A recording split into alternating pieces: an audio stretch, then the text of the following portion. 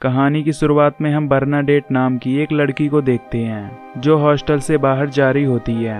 तभी उसकी प्रिंसिपल उसे देख लेती है और पूछती है कि तुम रात में कहाँ जा रही हो। इस पर वो प्रिंसिपल को बताती है कि मैं अपने फ्रेंड्स के पार्टी में जा रही हूँ। दरअसल बर्नाडेट एक हाई स्कूल स्टूडेंट है जिसके ग्रुप में 10 फ्रेंड होते हैं और वो अपने उन्हीं फ्रेंड्स के पार्टी में जा रही होती है। इसके बाद जब वो अपनी कार में बैठती है तभी अचानक से कोई उसका गला दबाने लगता है। फिर वो किसी तरह खुद को बचाती है और यहाँ से भागने लगती है, लेकिन तभी वो किलर उसके सामने आ जाता है और उसका गला काट कर उसे मार देता है। इधर सभी स्टूडेंट उसका वेट कर रहे होते हैं, लेकिन वो लड़की यहाँ नहीं आती। तभी इनके ग्रुप में वर्जीनिया नाम की लड़की आती है जिसकी बेस्ट फ्रेंड एन होती है। अब यहाँ अल्फ्रेड भी आ जाता है जो कि काफी शाई होता है। फिर सभी लोग वहां बैठकर बर्नाडेट के बारे में सोचते हैं कि वो इस पार्टी में क्यों नहीं आई। इसके बाद ये लोग क्लब से बाहर आते हैं जहां इन्हें ब्रिज ऊपर की तरफ जाता हुआ दिखाई देता है।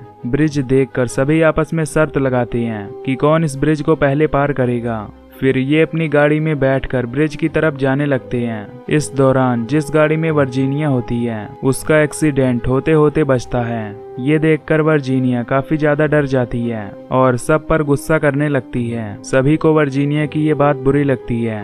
इधर वर्जीनिया भागती हुई अपनी माँ के ग्रेव के पास जाती है जहाँ वो अकेले में उनसे बातें करने लगती है। तभी हम देखते हैं कि कोई वर्जीनिया को फॉलो कर रहा है। फिर जैसे ही वर्जीनिया उसे देखती है तो वो उसका फ्रेंड एटियन होता है जो उससे कहता है कि मैं तुम्हें तुम्हारे घर तक छोड़ दूंगा। इस पर वर्जीनिया उसे बताती है कि मैं यहीं पास में ही रहती हूँ, इसलिए मैं अकेली ही घर चली जाऊंगी। ये कहकर वर्जीनिया अपने घर चली जाती है। इसके बाद एटियन भी वर्जीनिया के पीछे पीछे उसके घर पहुंचता है जहां वो उसकी एक अंडरवियर चुराकर भाग जाता है। घर के अंदर वर्जीनिया के फादर उसे समझाते हैं कि तुम अब अपनी माँ के ग्रेव के पास मत जाया करो क्योंकि वहां जाने से तुम काफी इमोशनल हो जाती हो। ये सुनकर वर्जीनिया अपने फादर को गले लगाकर कहती है कि मैं बिल्कुल ठीक हूँ। अगले दिन क्लास में वो प्रिंसिपल आती है जो उन सभी बच्चों से बताती है कि बर्नाडेट यहाँ से गायब हो गई है, इसलिए तुम लोगों में से किसी को भी उसके बारे में कुछ पता चले तो मुझे तुरंत इन्फॉर्म कर देना।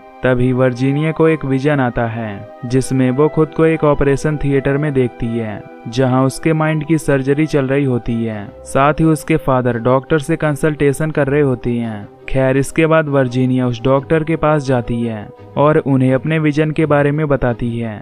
इस पर डॉक्टर कहते हैं कि तुमने जो विजन देखा है वो बिल्कुल सही है क्योंकि कुछ दिन पहले तुम्हारे फादर ने तुम्हें मेरे पास माइंड की सर्जरी कराने के लिए ले आए थे और फाइनली ये सर्जरी सक्सेसफुल हो गई थी जिसकी वजह से तुम सब कुछ याद कर पा रही हो। अब अगले दिन सुबह एक बाइक रेस होती है जिसमें एटियन जीत जाता है। इससे एटियन के सभी फ्रेंड्स काफी खुश होते हैं। एटियन वर्जीनिया से कहता है कि ये रेस मैं तुम्हारी ही वजह से जीत पाया हूँ। तभी वो अपने सीने से उसकी अंडरवियर निकाल कर दिखाता है।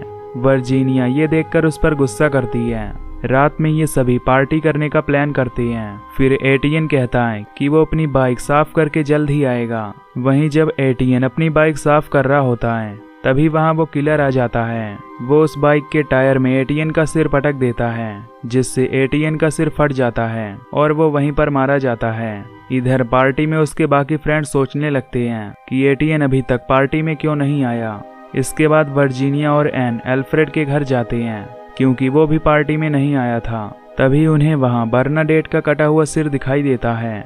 फिर वहां अल्फ्रेड आ जाता है जो उनसे कहता है कि ये एक मॉडल है। अब अगले दिन प्रिंसिपल वर्जीनिया को ऑफिस में बुलाती है जहां वो उससे पूछती है कि तुम्हारे 2 फ्रेंड गायब हो गए हैं, क्या तुम उनके बारे में जानती हो। इस पर वर्जीनिया साफ मना कर देती है।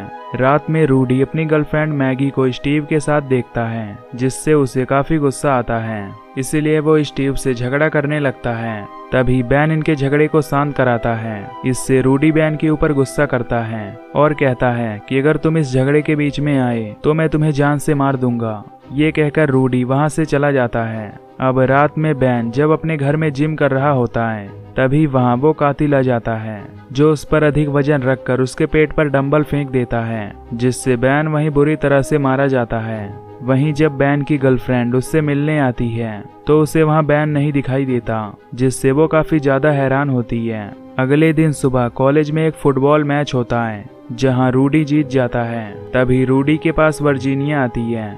फिर रूडी उससे रात में मिलने के लिए बोलता है। इसके बाद रूडी वर्जीनिया को चर्च के ऊपर ले जाता है, जहां वो उससे एक लटकती हुई रस्सी काटने के लिए बोलता है, जो कि एक बेल से कनेक्ट होती है। ये सब देखकर वर्जीनिया उसे साफ मना कर देती है। फिर रूडी अपने जेब से एक चाकू बाहर निकालता है और उससे कहता है कि उसने ही उन गायब हुए फ्रेंड्स को मार दिया है और अब वो उसे भी मारने वाला है। तभी वर्जीनिया वहां से भागने लगती है और हम जमीन पर कुछ खून की बूंदें देखते हैं। वहीं नीचे जब फादर बेल बजाने के लिए आते हैं तो वो रस्सी नीचे गिर जाती है और उनके हाथ पर खून लग जाता है। ये देखकर फादर काफी ज्यादा डर जाते हैं और तुरंत पुलिस को इन्फॉर्म करते हैं। वर्जीनिया भागते हुई डॉक्टर के पास जाने लगती है, पर तभी उसे अपने पास्ट का एक विजन आने लगता है, जिसमें वो खुद को एक ऑपरेशन थिएटर में देखती है। यहाँ वो डॉक्टर उसका ऑपरेशन कर रहा था।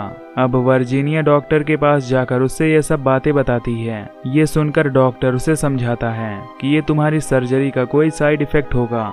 अगले दिन जब डॉक्टर अपने घर में होता है तो उसे न्यूज़पेपर से खबर मिलती है कि चर्च में किसी का खून हुआ है। ये सुनकर उसे लगता है कि इसके बारे में शायद वर्जीनिया को पता हो, इसीलिए वो वर्जीनिया से मिलने कॉलेज में जाता है। इधर कॉलेज में कुछ पुलिस ऑफिसर आए हुए थे जो उन स्टूडेंट से पूछताछ कर रहे थे। तभी पुलिस को कॉलेज में एक कंकाल मिलता है, जिसे देखकर सभी हैरान हो जाते हैं। इधर वर्जीनिया के पास रूडी आता है, जो कि अभी जिंदा होता है। रूडी उससे कहता है कि मैंने तुम्हारे साथ एक प्रैंक किया था, इसलिए तुम ये सब किसी को भी मत बताओ। वहीं डॉक्टर जब उस कंकाल की जांच करता है तो उसे पता चलता है कि ये एक सैंपल है जो इसी कॉलेज के किसी बच्चे ने यहाँ रखकर उनके साथ प्रैंक किया है। वहीं जब मैगी रूडी को देखती है तो वो उसके गले जाकर लग जाती है, क्योंकि वो उसे लाइक करती थी। अब वर्जीनिया डॉक्टर को बताती है कि ये सब उसके एक फ्रेंड ने प्रैंक किया है, इसलिए हमें चिंता नहीं करना चाहिए। वहीं रात में जब वर्जीनिया अपने घर जा रही होती है तो उसे एक विजन आता है, जिसमें वो अपनी मॉम को पानी में डूबती हुई देखती है। फिर वो अपनी मॉम के ग्रेव के पास जाती है। तभी वर्जीनिया का पीछा करते हुए अल्फ्रेड भी वहां आ जाता है। वर्जीनिया उसे यहाँ देखकर उसके पेट में चाकू घुसा देती है, जिससे अल्फ्रेड वहीं मारा जाता है। तभी हम वर्जीनिया के हाथ में ग्लव्स देखते हैं, जिससे हमें पता चलता है कि उन सब लोगों की कातिल वर्जीनिया ही है। अगले दिन वर्जीनिया के फादर उससे कहते हैं कि वो एक बिजनेस ट्रिप पर जा रहे हैं, जिससे उन्हें घर वापस आने में 1 हफ्ते का समय लग सकता है। इस पर वर्जीनिया बताती है कि संडे को उसका बर्थडे है, इसलिए वो उसके बर्थडे पर आने की कोशिश करें। अब रात में वर्जीनिया अपने दोस्तों के साथ पार्टी में जाती है, जहां वो स्टीव को अकेले में मिलने के लिए कहती है। वहीं एन ये बात सुन लेती है। इसके बाद स्टीव वर्जीनिया के घर आता है, जहां वर्जीनिया उसके लिए एक सीख कबाब ले आती है और उसे अपने हाथों से खिलाने लगती है। तभी वर्जीनिया वो सीख उसके मुंह के अंदर घुसाकर उसे जान से मार देती है। फिर अगले दिन सुबह वो वॉशरूम में जाती है। फिर जब वो शॉवर ले रही होती है तो उसे एक विजन आता है, जिसमें वो खुद को अपनी मॉम के साथ एन के घर जाती हुई दिखाई देती है। यहाँ उसकी मॉम काफी गुस्से में थी। तभी अचानक ब्रिज उठने लगा और उसकी मॉम गाड़ी नहीं रोक पाई, जिससे उनकी गाड़ी नीचे पानी में जाकर गिर गई। वर्जीनिया किसी तरह गाड़ी से बाहर आ गई, पर उसकी मॉम के पैर कार में फंस गए थे, जिससे वो वहीं पर मारी गई। अब वर्जीनिया वहां से बचकर निकल रही थी कि तभी उसका सिर एक बोट से टकरा गया, जिससे उसके सिर का सर्जरी किया गया था। खैर, अब जैसे ही वर्जीनिया विजन से जागती है तो उसे बाथ टब में अपने एक फ्रेंड की लाश दिखाई देती है। ये देखकर वो वहां से भागने लगती है। तभी उसे डॉक्टर मिलते हैं और उसे समझाने लगते हैं कि ये सब तुम्हारा एक विजन है। कुछ देर बाद वर्जीनिया के घर एक पुलिस ऑफिसर उससे पूछताछ करने आते हैं, क्योंकि अब एन भी गायब हो चुकी थी। तभी डॉक्टर ऑफिसर से कहता है कि वर्जीनिया भी रेस्ट कर रही है, इसलिए तुम कुछ देर बाद उससे मिलने आओ। ये सुनकर ऑफिसर वहां से चला जाता है। इसके बाद डॉक्टर वर्जीनिया के पास जाकर उससे कहता है कि तुम्हारी एक और फ्रेंड एन भी गायब हो गई है। फिर कुछ देर सोचने के बाद वर्जीनिया को याद आता है कि कुछ साल पहले जब वर्जीनिया का बर्थडे था तो उसी दिन एन का भी बर्थडे था। वर्जीनिया ने अपने सभी फ्रेंड्स को इनवाइट किया, लेकिन कोई भी उसकी बर्थडे को सेलिब्रेट करने नहीं आया, क्योंकि सभी लोग एन के बर्थडे को सेलिब्रेट कर रहे थे। ये बात जब वर्जीनिया की मॉम को पता चली तो वो एन के घर उससे मिलने जाती है।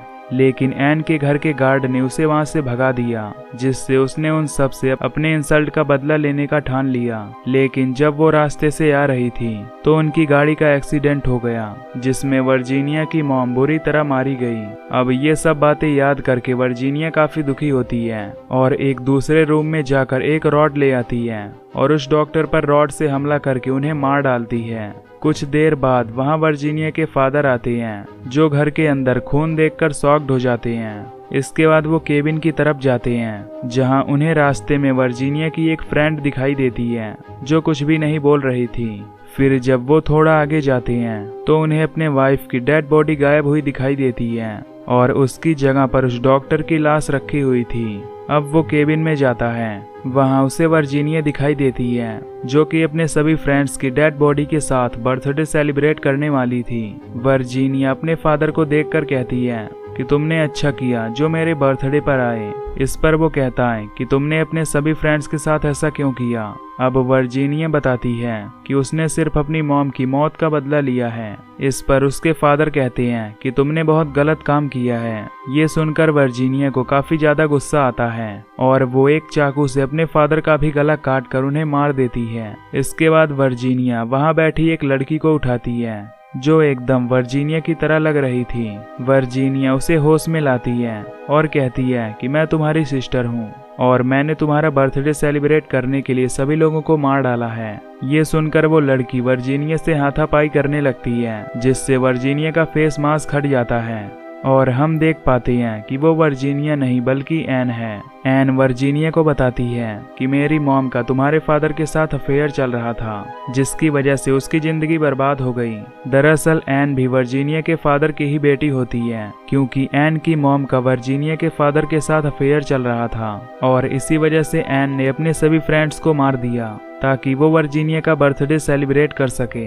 अब ये सब बातें सुनकर वर्जीनिया एक चाकू लेकर एन के पेट में घुसा देती है, जिससे एन बुरी तरह मारी जाती है। तभी वहां पर पुलिस ऑफिसर आ जाता है, जो सभी डेड बॉडीज को देखकर वर्जीनिया से कहता है कि तुमने ये सब क्या किया। और इसी के साथ ये मूवी यहीं पर एंड हो जाती है।